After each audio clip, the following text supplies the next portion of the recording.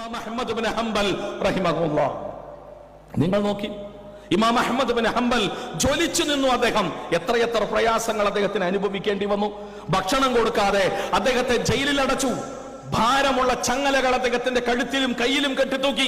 പ്രായമായ Ahmad bin Hanbal അതെ ഈ കനമുള്ള ഭാരമുള്ള ചങ്ങലകൾ താങ്ങാനാവാതെ മുഖം കുത്തി വീണു.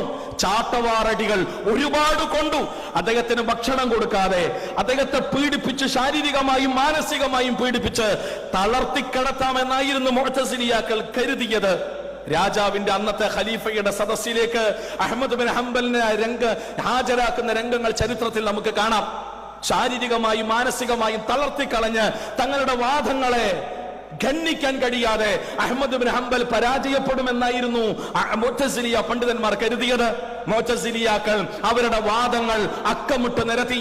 ആ വാദങ്ങൾക്ക് മറുപടിയായി അന്ന് ഇമാം അഹ്മദ് ബിൻ ഹംബൽ എഴുന്നേറ്റ് നിന്ന് വർത്തമാനം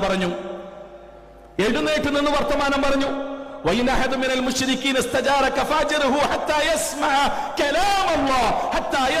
كلام الله. അല്ലാഹുവിന്റെ ഒരേറ്റായത്ത് ഉദ്ധരിച്ചുകൊണ്ടാണ് മുഅ്തസിലിയാക്കളുടെ സകല വാദങ്ങളുടെയും അടിവേരുകളെ പിടിതു വലിച്ചെറിഞ്ഞത് ഇമാം അഹ്മദ് ബിൻ ഹംബൽ.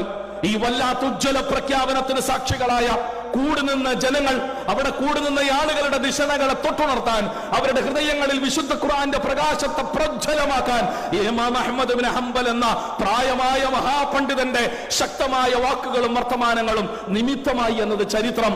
പിന്നീട് അവിടെ ഉണ്ടായിരുന്നത് മാറ്റമാണ്, അത്ഭുതകരമായ മാറ്റം. അള്ളാഹുവിന്റെ കലാമിനെ ഹൃദയത്തോട് ചേർത്തു വെക്കുന്നവർക്ക് അള്ളാഹു നൽകുന്ന വല്ലാത്ത സഹായത്തിന് സാക്ഷികളാകുകയായിരുന്നു ലോകം. ഇമാം അഹ്മദ് ബിൻ ഹംബലിന്റെ ചരിത്രം നമുക്കത് പ്രചോദനമാകണം.